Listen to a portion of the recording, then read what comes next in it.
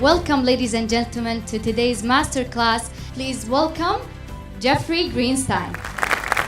Thank you very much. Thanks for coming, everyone. As my friends taught me, halawala. I'm excited to be here. Let me know if we definitely need the microphone. My voice is pretty loud. No, sounds like we probably do. Look, very happy to be here and be talking about what I love to do. It's been a journey for me, and learning this film business worldwide is kind of the way I started. I started out actually in marketing and sales, working in the studio. I then traveled the world and handled sales and distribution to every country in the world, where I learned more about the international marketplace. So kind of to start out this masterclass, I figured a good opportunity would be to talk about that a little bit. I'm sure everyone is wondering what goes into the selection process in terms of stories, what we look for, what drives why we do. Obviously, everyone wants to know how we finance the films, and I'm sure everyone is wondering, what do you do if a movie works, and more importantly, what do you do if the movie doesn't work? Obviously, there's a range of emotions that we play with, and just like any industry, any business, it's full of ups and downs, and it's all about weathering them. So again, to kind of start out about the global marketplace, I get every single week box office reports of every country in the world. So we follow how certain films work and look market by market to figure out what works in those territories. My company, Millennium Media, we tend to make films that focus on the international box office appeal. We always say that we are in the business of making movies, but more importantly, we're in the business of making money. So we look at what films do make money, and we try to tell those stories. In terms of sensitivities, that's another point that I want to touch on. As we did with Jamal of Eagle Films here in Saudi Arabia, putting Hunter Killer through censorship. There is censorship in most countries in the world. So sensitivities is a very important thing, especially as you look to get your film seen. Obviously, everyone wants to tell a story, but might as well try to do it in a way that you can have it seen by as many people as possible. We typically look at these films at a script basis and say, what about this film do we need to tell in that story? And are there certain things that might be sensitive in certain places in the world that we can get rid of? Right? So I can tell you, I remember when I did Olympus Has Fallen, you guys may have seen it, with Gerard Butler as well, Morgan Freeman, Aaron Eckhart, story about the White House being taken over. There was a North Korean terrorist, and China actually came to us, the China Film Group, and said, unfortunately, your movie won't pass censorship. We're allies with North Korea, so unfortunately not. So I had to explain to the China Film Group that actually the way I wrote it in the script was that the North Korean was actually just North Korean by birth, that he left North Korea, and he was a rogue terrorist, nothing to do with the state. So actually he's not a North Korean terrorist, he's just a rogue terrorist, so it's okay. But similarly with something like Hunter Killer, there are sensitivities again about the Russians and with China and everyone, really showing that it's not the Russians that are bad guys, but that it is actually the rogue defense minister who then essentially has this plan. So keeping in mind these sensitivities, I think, is a very important part about it as well. Next, moving on to making decisions about what films to make. It's for me a feeling, right? Something that I've developed over the years. I've been doing this for 10 years now. I've made over 50 films, and again, our focus is a little bit different than most. I'll tell you, let's talk about a producer, right? Because I think it's a really interesting point. So many people, as I travel the world, ask me, what is a producer? And everyone has different answers, different questions about what does a producer do. But I think the most important answer to that idea of what a producer is someone who gets an idea. They get this idea in their head and they want to make this movie. And there's a lot of adversity in the film business. I'm sure everyone has heard that rejection is a very big part of it. If you're an actor, you probably face a different kind of rejection because they're not rejecting your story. They're saying, no, I don't want you. But in this case, talking about a story, you will face a lot of rejection, a lot of people telling you no. As you undertake to make this movie, there will be people that say, I don't believe it. Maybe you come and you pitch me after this class or in the Q&A. You say, hey, Jeffrey, what do you think about this story? And if I say no, it just means that that story is not for me or something that I would like to make. That doesn't necessarily mean it's not something that the world should see or that other people want to see. So don't ever be discouraged. So that producer is someone that takes to that story and says, you know what, I believe in this. And no matter what anybody says, I'm going to make this movie. If you look at films that have taken an exceptionally long time to make, some of you may have heard of The King's Speech, the Colin Firth movie that won Oscars. That movie took 40 years to make. If you look at The Fighter, again, it was a big Oscar contender. This movie took 15 years to make. Hunter Killer that we premiered last night, it was something Gerard Butler had been working on for about 8 years' time. And through the various incarnations, finally it came to be. I did a film that we just released called Loving Pablo that is Javier Bardem, Penelope Cruz. It tells a story about Pablo Escobar. Now, a lot of people have heard of this story. There's been TV shows and various iterations of it. But this story was something from a different perspective that Javier Bardem really wanted to tell, and he really wanted to play Escobar. Javier worked on this movie for 13 years. He brought it all over the place. Different companies had it, 3 different companies. And finally, he came to us, and we found a creative way to work, or to make it work, because no other company could. One thing we'll touch on a little bit later is creative ways of financing, such as tax credits and tax rebates, much like the Saudi Film Council offers here, and how you can leverage that in order to make films that maybe other people just can't. So persistence, perseverance, belief is what encompasses a producer. It's someone who believes in that story. So the first question you should ask yourself as you want to make something is, am I willing to do whatever it takes, and whether the adversity, if someone believes, if they don't believe, to stand by it and make sure that that film comes to be. So with that being said, let's talk a little bit more about what I'm looking for in a movie. For us, it's really about entertainment. So in the business today, it's changed a lot. It used to be a time of home entertainment where, I don't know about here specifically, but I can tell you when I was a kid, we used to go to Blockbuster, to the home video store and rent movies. Well, no one really does that anymore. There's a lot of digital and theatrical. So since home entertainment and physical goods have fallen off, essentially it's theatrically or digital. That's the only 2 markets there are. So I find that there's 3 different kind of movies that you can make. There is the big action, spectacular blockbuster films. So I would say like a Hunter Killer, like a Hitman's Bodyguard, like the Olympus London Angel Has Fallen films that we do. Those are the big ones. And they're big risks. I'm talking about anywhere from $50 to $100 million budgets. The studios do these same films for significantly more. One thing I think is very important is creativity. Olympus Has Fallen, we made for net of about $40 million.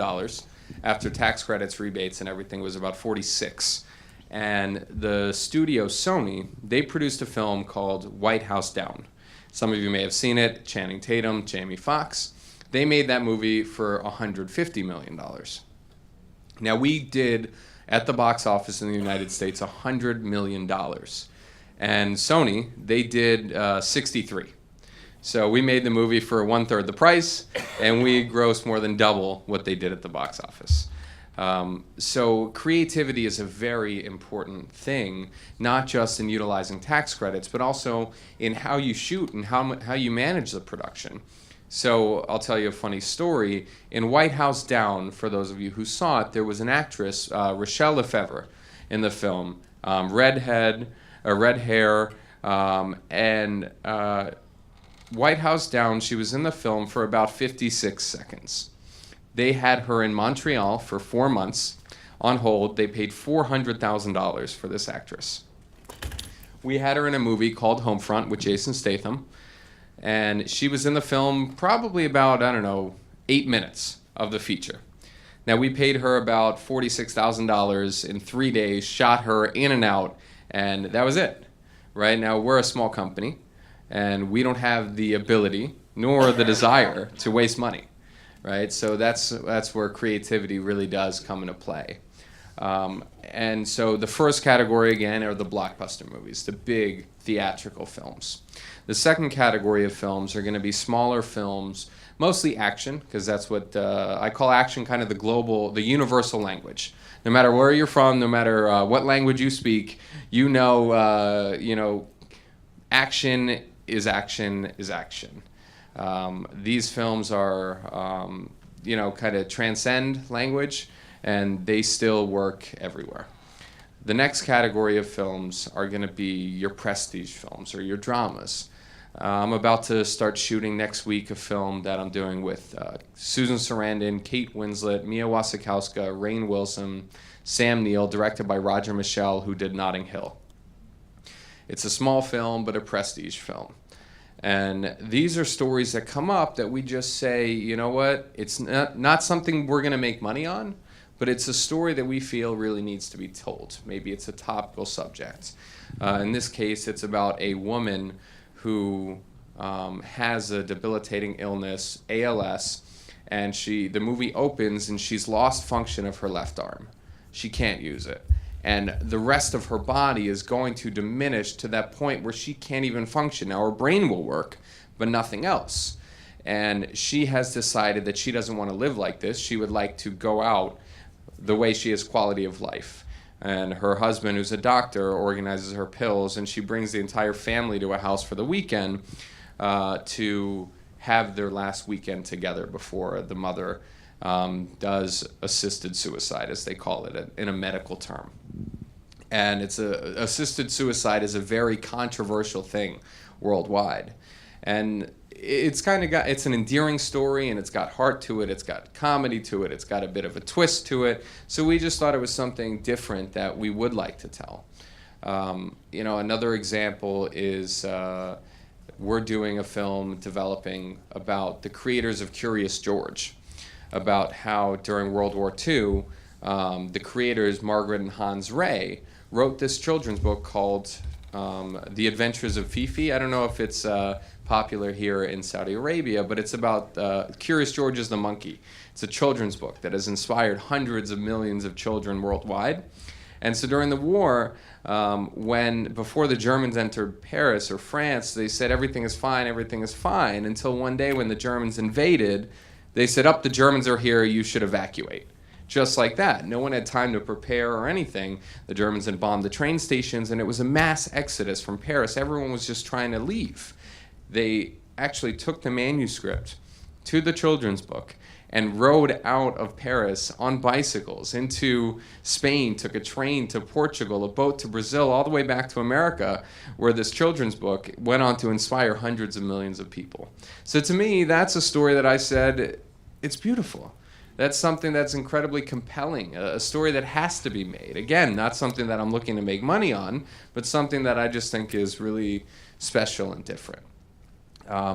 You talk about the big films, because I'm sure that's what you guys mostly want to hear about. What makes these things special? I don't know if everyone saw The Hitman's Bodyguard. Personally, it's one of my favorite films. Just the chemistry between the actors. What I fell in love with, first of all, was the title. I'll be honest. A friend of mine called me, and I was at the Berlin Film Festival. It was late at night, and he says, "Hey, do you know this film, The Hitman's Bodyguard? Do you know which company has it? Do you have it?" And I said, "No, what's The Hitman's Bodyguard?" He said, oh, it's this script. I don't know, I heard about it. So I started calling around, and I got a hold of the script, and I read it. And it turns out no one had the movie. It wasn't being set up.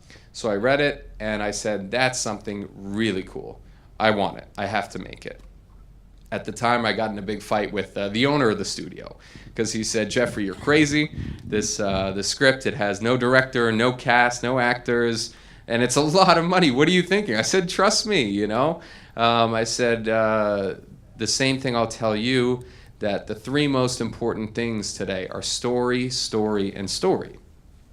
And obviously, after that is the director. Director's like quality assurance for making a movie. The final thing is obviously the cast, because the talent will help to attract people to go and see the film. And the thing I loved about Hitman's Bodyguard was it took a genre, action, that everyone likes.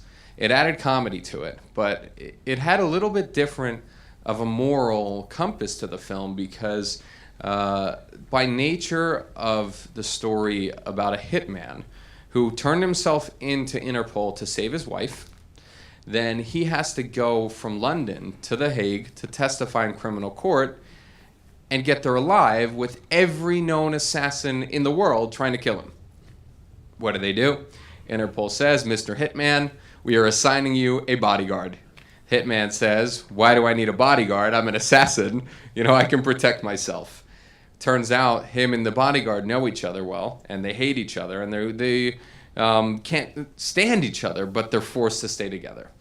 And there's kind of an overarching moral in the movie, because the hitman, as we go, Sam Jackson's character, everybody in the world loves this man. He's just, he's sweet, he's funny, he's charming. But the bodyguard, no one likes. He's like neurotic, and he talks too much, he plans too much. And so the idea there is, Sam Jackson even says it in the movie, who is the lesser of two evils? He who kills evil people, or he who protects them, right? So that idea that Sam, he had a moral compass and said, okay, I may be an assassin, but I'm only going to kill bad people. And Ryan, as the bodyguard, his thing was, okay, whoever pays me, I'll protect, right? The other fun thing about that movie that I thought was really fun and special was the love stories. So you have Sam Jackson, the hitman, who's in love and would do anything for his wife, including turn himself into Interpol and go to jail. Of course, knowing he would later escape from jail. But then you've got Ryan, who just got out of a relationship. She left him. He's not talking to her. And he doesn't know how to say sorry. And Sam Jackson, the whole movie, is talking about love, love, and love. So I thought that was something really fun. I'm sure when you look at Olympus Has Fallen, you take a terrorist that's taking down the White House. That's a simple thing. Why did I want to make that? I had never seen a movie about the White House getting taken over. I had seen Independence Day, where the White House got blown up, but not in the real down-to-earth sense. So, yeah, we just look for stories that are compelling to a degree that's different. Some other films that we're doing Hellboy. We bought that from Universal, a comic book property that just has, popularity worldwide. Other films we're doing, Angel Has Fallen. We've actually got 6 major franchises. So like every other studio, we're very much in the intellectual property business, but we're also developing other stories, like another action comedy that I have on the slate. So I think for me, it's just about finding films that are fun, that are different, because every story has been told before.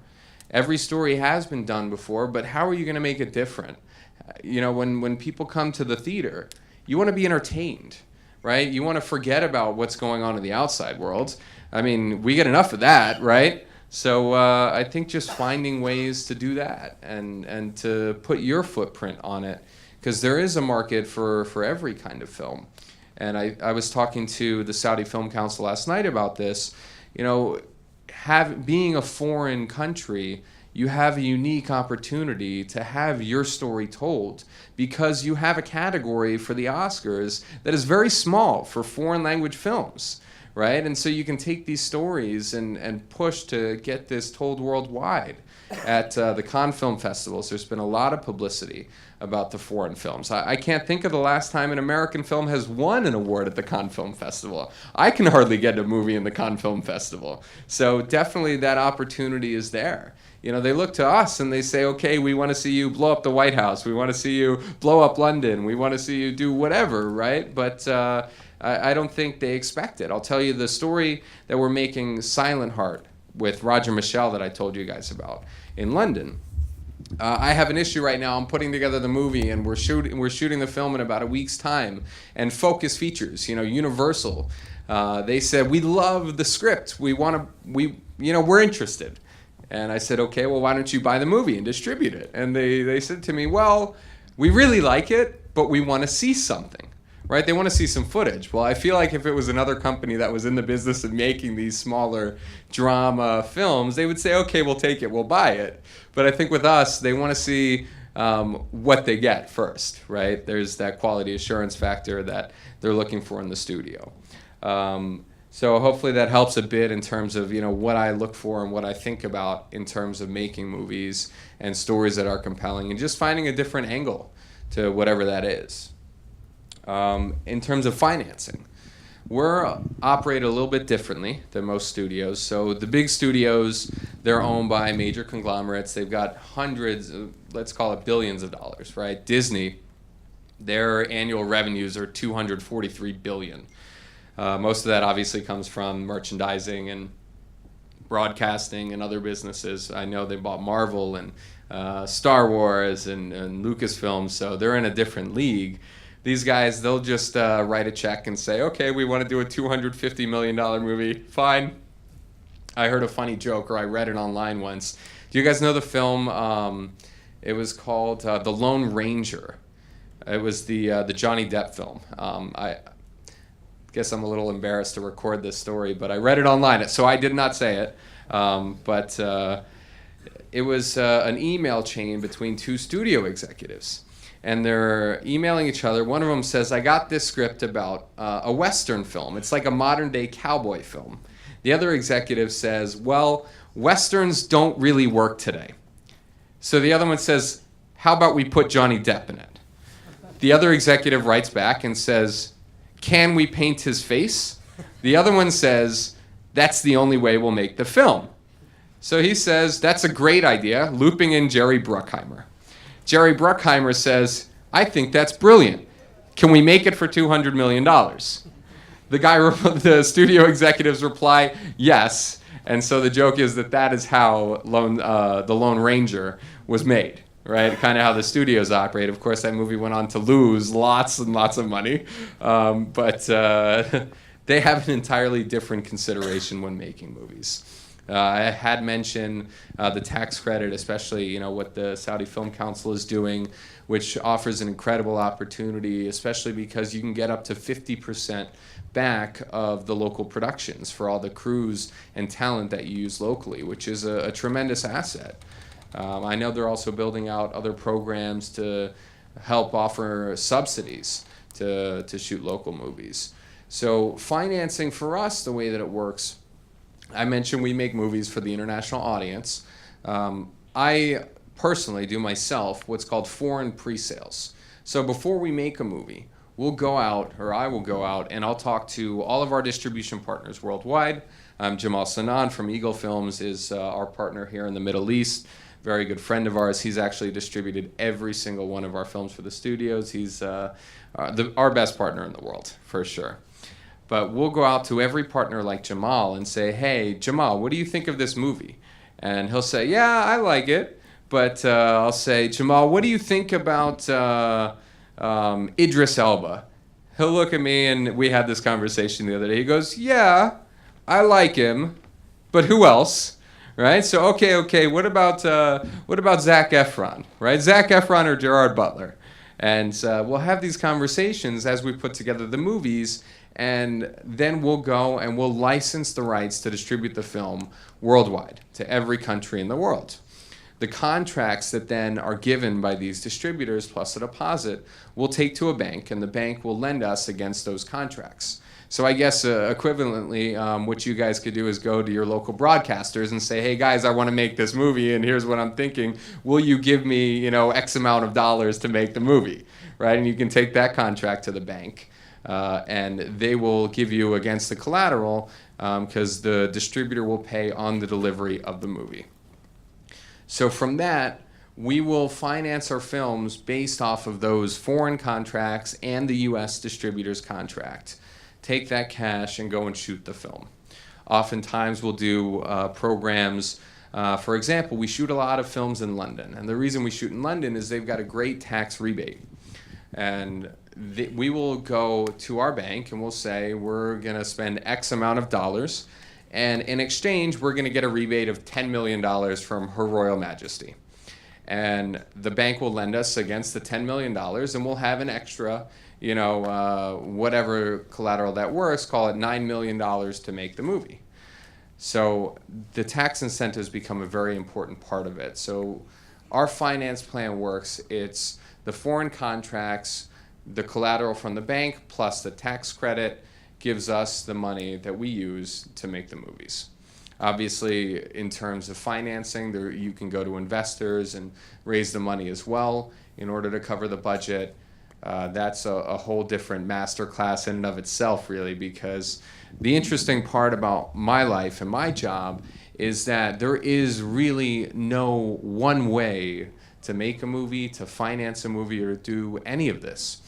It's just, again, falling back on that idea of a producer, of someone who believes in that story and will stop at nothing to get it told. And from that, you will pound the pavement and you will knock on every door, leave no stone unturned to find a way to make it happen. The tax incentives, like I'd mentioned, they're really available all over the place, but you've got to take into consideration as well is the benefit of it. Because, for example, we have a studio in Sofia, Bulgaria. The studio has 18 sound stages. It's got London, Rome, New York, backlots, ancient Greece. We have a Colosseum. For London Has Fallen, we built a street of London and St. Paul's Cathedral on a 1-to-1 scale. So if we were to go in London, I think to shoot action in the city, you need 14 weeks to prepare this. You need to spend maybe 700,000 pounds, between the drivers and everyone there, and it's going to be crazy. Whereas we can shoot action in Bulgaria for about $35,000 a day. So what we'll do, we'll go and we'll shoot in London, studio work, and we'll walk the actors through the streets of London having a conversation, right? Stop at a coffee shop. We'll do those kinds of scenes there because it's very cost effective. And then we'll move to Bulgaria where it's a lot less expensive. The crews are incredible because we've trained them up over the years. We do a lot of business there. We make about 8 to 10 movies a year there. We do a lot of our films there, plus other films as well. So, for example, the bordering country of Bulgaria is Romania. Romania does offer a tax incentive, whereas Bulgaria doesn't. Now, sometimes you have to weigh the costs and say, well, let's say I go to Romania and I'll get 15% back from the government. At the end of the day, if I have to shoot for 40 days and they're going to say the budget is, $10 million and I get 15% back, that's $1.5 million. Is it worth spending $10 million to get 8.5 as a net cost, right? Because you still have to spend that extra $1.5 million. Whereas you can come to us and you can say, all right, listen, here's my movie. I need 40 days. Here's what I need. Can you do it for 8.5 or can you do it for 8? And the answer may be absolutely. So you really just have to explore that. And when I talked earlier about creativity, I think that's probably one of the most important parts about it. Definitely learning about the process is a big part about being a producer because there's a lot of ways to save money and save time based on where your location is relative to your hotel. We're doing a war movie right now that we were looking to do in Morocco. And one of the problems with Morocco was that you would have to drive about 1 hour and 45 minutes from the hotel to get to the location to start shooting. So that means every day when you wake up in the morning, your actors and your crews need to drive 1 hour and 45 minutes. Then you have to get there, and then you can start setting up, and then you start shooting, and then you still have 1 hour and 45-minute drive back. So all of these things are part of the consideration of where you shoot and what you shoot. In addition, I think one of the final reasons why we ended up not going to Morocco was because we couldn't get the amount of bullets that we wanted to use in the movie. And if you think about a war film, I mean, there's a lot of bullets. I do remember at one point we were closing the financing with the bank, and they were charging us for finance fees. And I called the bank and I said, hey guys, listen, I need you to do me a favor. You have all this money in finance fees. I said, can I ask you just to drop your finance fees by $50,000? I said, because trust me, it may seem like a lot or maybe not a lot, but the 50 caliber machine guns, you know, the big turrets, when you fire those guns, it's like each bullet about this big, they're like 50 euros for the bullet. So I'm like, trust me, that 50,000 will go real quick. Listen, we just try to be as creative as possible in every possible way, and have fun while doing it, right? Because it's always a journey. I have made plenty of bad movies, and I've made plenty of good movies. So don't be afraid to get out and do it.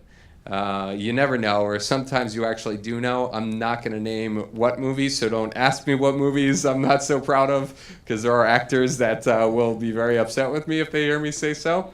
Yeah, it's just about creativity. So I guess that's kind of, in a nutshell, what I have to say, just in terms of the process.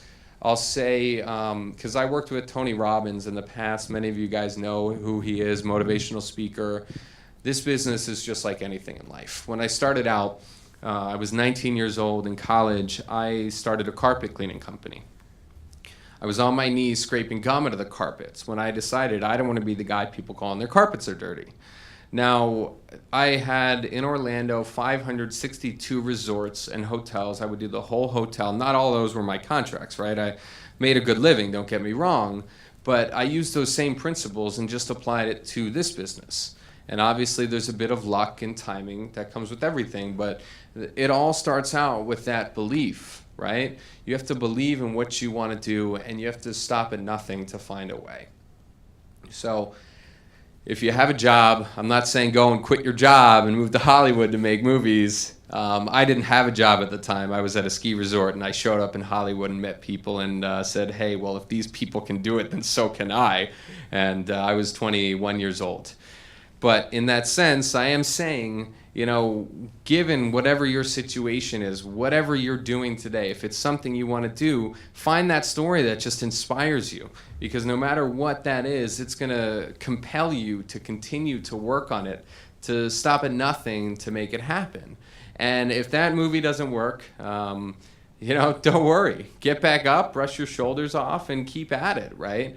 I think one of the things I mentioned I talk about is what do you do if the film doesn't work? Now, there's a big difference between being a producer, being pragmatic, and being an actor. Now, if you're an actor and the movie doesn't work, again, like I talked about Rejection, there's a lot of emotion and feelings there. Oh, the audience didn't like me, and I don't know what to say. Did I do something wrong? Maybe I'm bad. Do I look fat there? Oh, is that my belly? I mean, I can't even tell you the things that I deal with these actors. But it's definitely a different beast, right? You really need to just be strong and know why you started this journey, and it is a journey, right? Life is not about the destination, but it's all about the journey. So on this process, the most important thing is to remember why you're doing it, and that's to tell the story and to share this story.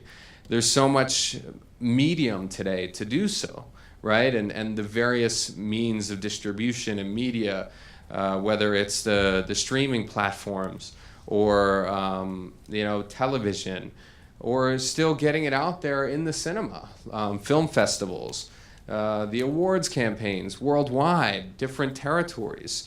There is a need and a desire for storytelling. And I would encourage you just to go out and do it. Have fun while doing it. Find people who can support you. You do have a very good support system here locally. I can say that because I know the team. And I would recommend you using them. And they're looking to only continue to support you, grow that support, and find ways. So I think the more feedback that they get and the more people that they have pushing, the more that they can continue to support you. So with that being said, I guess we should open it up to questions.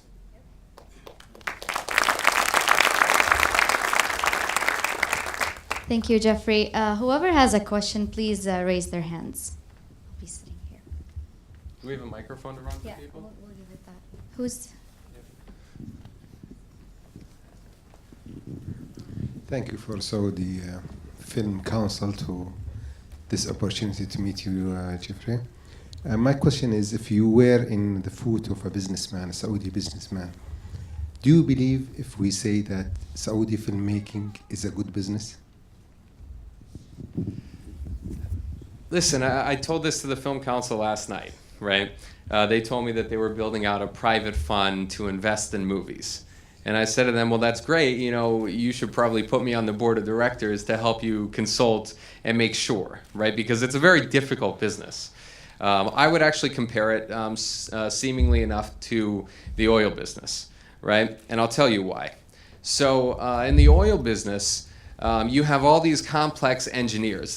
We don't have these things in the film business, right? But the oil business, you've got a team of complex engineers who went to school and studied all these measurements that I can't even begin to tell you about. And they sit there and they'll come into a room to the executives and say, listen, guys, we ran our analysis. We've done the calculations. Here are the proofs. Okay, I can't read that. What does the proof say? The proof says that in this spot, there is a 0.15% chance there's oil.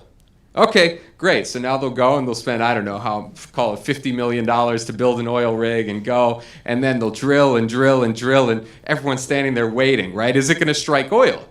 Now, if it strikes oil, it's spraying, everyone's celebrating, everything's great, right? Well, there's also a chance that it doesn't.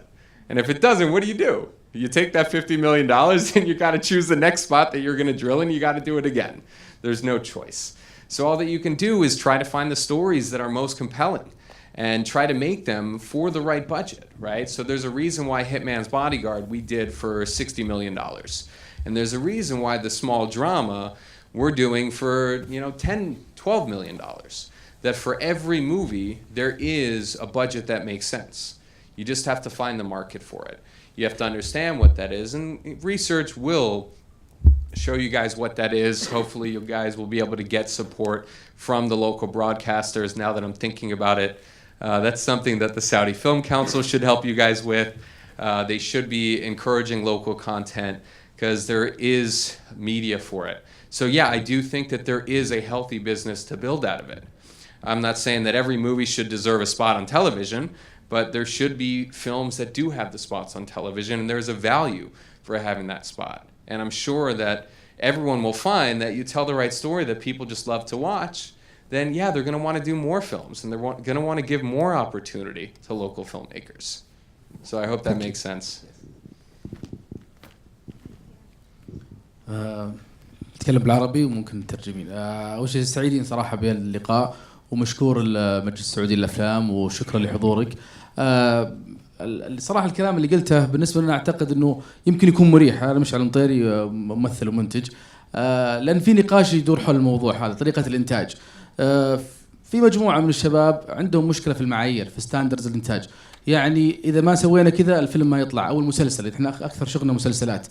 وفي شباب يمكن كلامه يعني ريحهم كثير، إنه المهم يطلع العمل. في النهاية أنت ممكن إنك تقدم يعني طريقتك الخاصة، توفر تمويلك بطريقتك، تسوي يعني تنظيم خاص في الإنتاج إلى أن يطلع الفكرة يطلع العمل. وهذا الأهم، يكون في شغف وراء العمل إنه يطلع. في كثير من الشباب للأسف في أفكار عظيمة أنا وجهة نظري خاصة قتلت بسبب أنه والله القائمين عليها مثلا عندهم معايير مرة عالية وينظرون بشكل كبير يعني مثلا للسوق الأمريكي ولا السوق الأوروبي. لا، إذا ما أخذنا بنفس المعايير هذه ما راح يطلع العمل، فتقتل الأفكار. الأستاذ قال كلام عظيم صراحة، أنه كل عمل له قصته له طريقته. يعني أنت وش قادر توفر إمكانيات. طبعا أكيد ما راح تقدم عمل يستحق مثلا مليون تقدم ب50,000، لكن في النهاية أنك أنت ممكن توفر له مبلغ اللي يطلعه بالشكل الجيد. فهذا القضيه انا اعتقد انها مريحه أنا بالنسبه لي ومريحه لكثير من الشباب اللي ممكن يشتغلوا بالطريقه هذه في مرحله من المراحل، وانا ودي انه يعني يوضحها اكثر في قضيه انه كل عمل، كل بلد، كل طريقه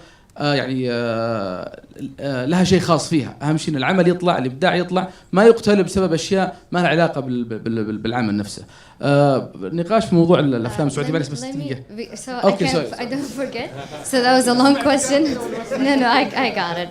So he's saying thank you so much for being here. He's an actor, and he's asking producers in Saudi Arabia. They're looking for higher standards, like in Europe or Hollywood, for example. So what would you advise them to, let's say, each country has their own standard. So that's the first question. What do you advise them to not lift up the standards for such a young industry in the country? Okay.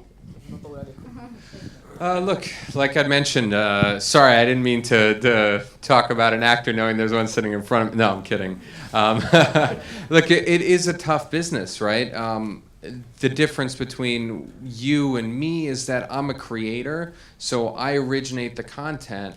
And so when you come into the process, you find something that you get excited about, right? That you want to be a part of. And it's not up to you. Right, it's up to someone else, and so how can you elevate your performance training? Right, there's plenty of classes online, there's plenty of workshops that you can do, but the most important thing is to get out there and to do it. Right, and maybe that means finding students to participate with and to work with and to act in their short films and their films that are coming up. And the more experience that you can develop, the better. Part of that process as well, you're going to be meeting some of these young, talented writers and directors that are going to be the future, right? That maybe not today, but 2 years, 5 years from now, they're going to be, the top of the top, and they're going to say, hey, yeah, we made our first film together. Thank you for, let's work again together. Right, so I like to call Hollywood, or I should say the film business, the game of the last man standing. Right, so it's not necessarily about what you do today, but it's about your passion. It's about your drive and making sure that you do it and that you're still there and that you show up. You show up to the festivals and you support the industry and you meet these people. That way, eventually, you're going to find your path and find the opportunity. Obviously, talent speaks for itself, right? What people really need is the opportunity, is the showcase, to be in front of the camera. And it's not just enough to be in front of the camera. You need to make sure that your producers get you in front of the audience and get you in front of the festivals and the critics that are going to review the material and talk about that performance. So that's definitely a very important part of the process. So I hope that's helpful. Yes, my name is Sharaf Dabbagh. I graduated from Pasadena Artisan College of Design in 1989. My question is about 3 issues, actually, very short questions. Number one is the revenue model for those young Saudi filmmakers. How would you forecast the revenue of a certain movie? How would that work in your case, in your country? Number two, okay. Yeah, maybe we go one by one. The first one, how do I forecast the revenues of a Saudi film? I touched on it earlier. To be honest, I can't tell you what that value is because home entertainment is dead. So that means either your film is going to go on the big screen and whatever money it makes from that, it's going to make for that, or you're going to get it on television or on the local Netflixes or YouTubes of the world. And that may be through advertising, or that might be through what we call in the business an advance or a minimum guarantee for revenues. That's why I'm saying, maybe the Saudi Film Council can help approaching the broadcasters and saying, we'd like to have, I don't know, maybe it's 10, maybe it's 20 slots a year for local films that you will advance X amount of dollars to help make more local content. Great. How do you deal with piracy, post-production, production, and distribution in your case, in your city? So it's a very good question. Piracy is a rampant issue. We deal with it a lot. I've actually spent 3 years of my life lobbying and going to DC fighting United States Congress, which was very unsuccessful. What I found is that everybody wants to help, but no one's willing to do anything. There are other industries that care much more, whether it's oil or insurance or, to be honest, Google. Right, Google is a major problem in all of this piracy because they throw up their hands and say, we're just the pipes. We don't know what goes through them. That's not our job, right? Well, I got into plenty of fights with them, and actually I testified on this federal hearing for Congress, and I got in a fight with Google there, and I saw they gave Google like 6 opportunities to speak, and I only got 2. And so I'm saying, all right, I guess you guys obviously favor them, right? But I've traveled to Australia to testify in a federal hearing against piracy. The truth is, the problem, one, is I think about education and providing people the opportunity to see the films. And the second is about really giving people more of an opportunity. I have a patent pending for a new distribution technology I'm trying to build out to give even more people the opportunity. But you really have to be so careful. We were subject to Expendables 3. It was stolen and pirated 3 weeks before the US release. Major problem. The Mechanic was also stolen and pirated 1 week before the US release. So because of that, we've changed all of our, as you've said, post-production standards. For example, when we finish a film, it's never ever available online, the whole film. We won't do it. So if you're the editor of the film, your editing bay is not allowed to be connected to the internet. No way, right? If you want to take that film, you need to physically take that drive from their computer, take it out, and then hand it to me or to someone else, right? We don't make any physical material available. There's no DVDs. If someone wants to see the movie, you're not getting a DVD. There's no way, right? We regulate this, very, very strictly because it's that much of a problem. Once it's online, there's kind of nothing you can do. I mean, Sony was hacked. Everybody gets hacked lately, right? So it's just becoming a much bigger, rampant issue.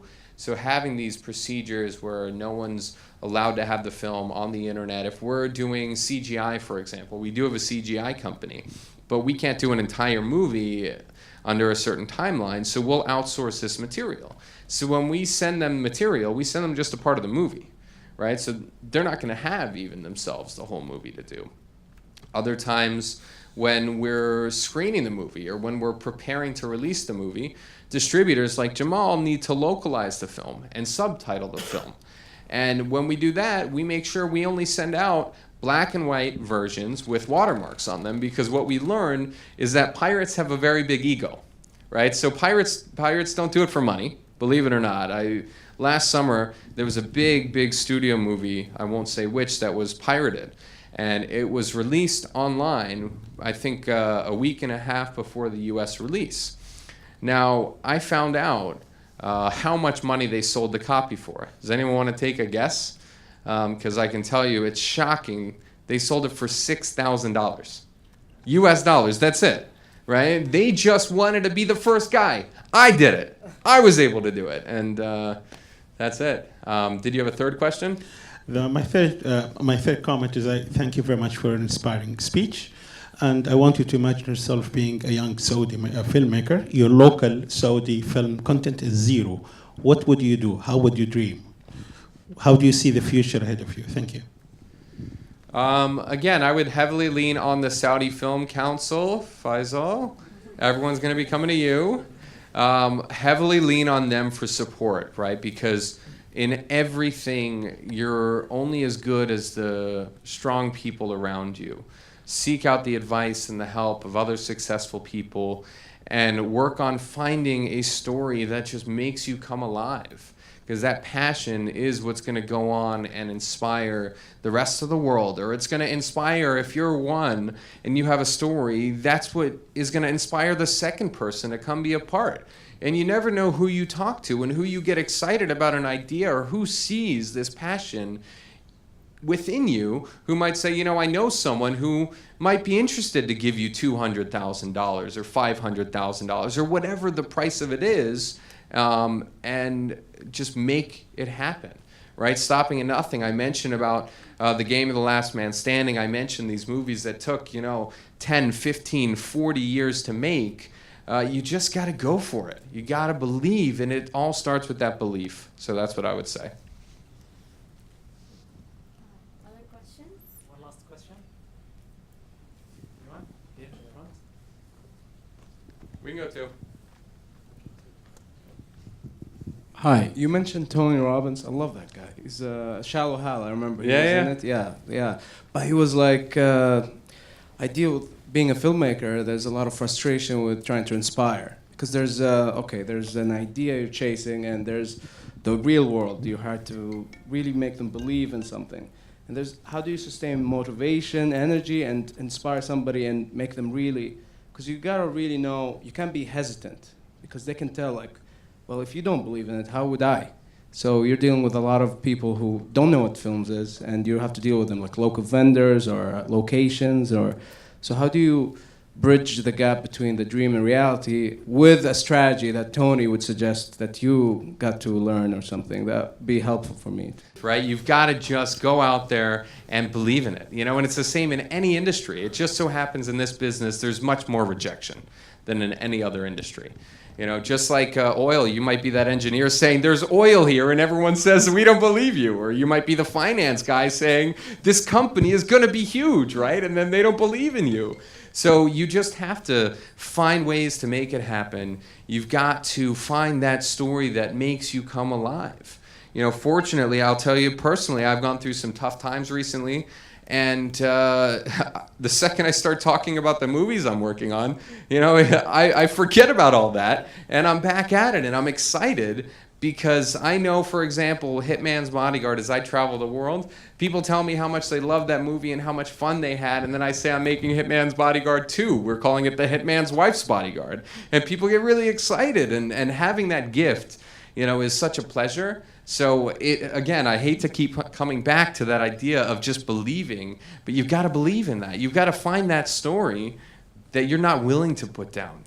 You know, and you might find a story that you try to make for a couple of years, and then if it comes that you're like, all right, well, it wasn't the story that was going to keep you going for that long, right? Which is fine. Sometimes that happens. I've picked up movies that I've let go in a year. I've picked up movies I've let go in 3. And I've got other movies that I've been working on for 8, right? So that's what it comes down to.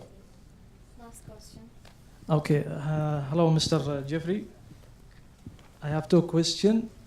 The first question, what we need to grow up our movie to next level. And the second question, 2 tips to have an idea for shooting. Sorry, what was the second question? We need 2 tips for having idea to shooting movie. You mean to have an idea for the story? Yes, exactly. Okay, excellent. Well, the first question I think was, what do we have and what do we need to grow the business? For what you have, I think, is an incredibly diverse country with incredible vistas and scenery that, as I've seen so far, has never been seen before to the world. Right, so finding ways to tell stories utilizing that. I think you have an incredible opportunity in terms of everything that you have around you to tell these stories. The Saudi Film Council is working on ways of supporting you guys. I know if you want to shoot probably anywhere in this country, they'll support you and they will find a way to make it happen, which isn't so much the case elsewhere. I can tell you, trying to block a street in London is damn near impossible. But you go to these guys and tell them you need to block a street, I bet you in 2 days they'll have it blocked and ready for you. You know, maybe even in a matter of hours, I wouldn't be surprised. No pressure. Okay, he says don't believe me. Believe the impossible, right? So you've got to push the boundaries. You've got to find a way to make it happen. And what you need to do is push those boundaries. You need to find those stories because that is what is going to compel everything else. In terms of how to come up with stories, definitely look around you. Look at things that have been inspiring. Look at local tales, local legends. right? Things that people have talked about. It used to be a factor, storytelling, right? Because that's essentially what we're doing, is we are telling stories. Storytelling used to be a form, whether it was around the campfire or at night from father to son, is passing on these messages. And it's the same type of thing, except now we get to put it and commemorate it forever on screen for everyone to see. So find those things. And if you like comedy, well, comedy, I always find that the funniest things in life are true, right? So open your eyes and just be aware and observe the things that are going on around you, and you'll find ways. And if you want to try to tell international stories, look at, you know, your culture here and ways that you can tell stories that has never been seen before. Maybe people don't know about, because that's fascinating, right? I think finding ways for humans to relate to one another, at the very basic level, we're all the same. It's the same emotions, the same feelings, the same concerns for health, for family, for love, for security that drives everyone. So that becomes a very relatable thing. So I don't know if that was so helpful, but I hope it was. Yeah. Thank you so much. We have time for one more?